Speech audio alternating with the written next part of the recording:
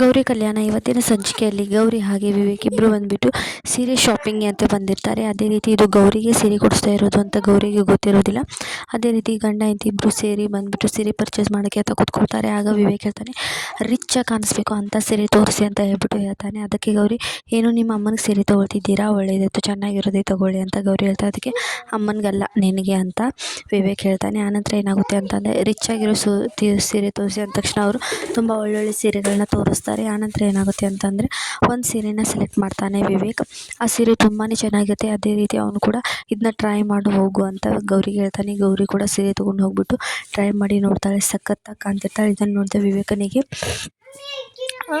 ಕಣ್ಣು ಅವಳನ್ನೇ ನೋಡ್ತಾ ನಿಂತು ಬಿಟ್ಟಿರ್ತಾನೆ.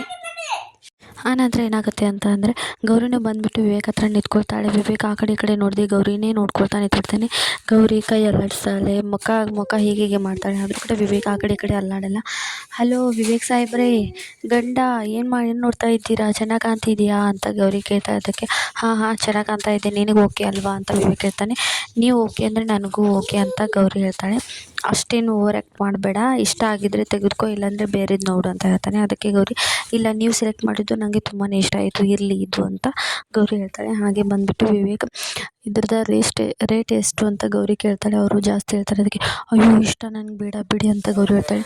ನಮ್ಮ ಮನೇಲಿ ಅಷ್ಟು ಇಷ್ಟು ಅಂತ ರೇಟ್ ನೋಡಿ ಹೇಳೋದಿಲ್ಲ, ಮನಸ್ಸಿಗೆ ಇಷ್ಟ ಆಯ್ತಲ್ವಾ ತೆಕ್ಕೊಂಡು ಬಿಡೋದು ಅಂತ ವಿವೇಕ್ ಹೇಳ್ತಾನೆ. ಅದೇ ರೀತಿ ವಿವೇಕ್ ಹೇಳ್ತಾನೆ ಅಂಗಡಿಯವರಿಗೆ, ಈ ಸ್ಯಾರಿನ ಪ್ಯಾಕ್ ಮಾಡಿ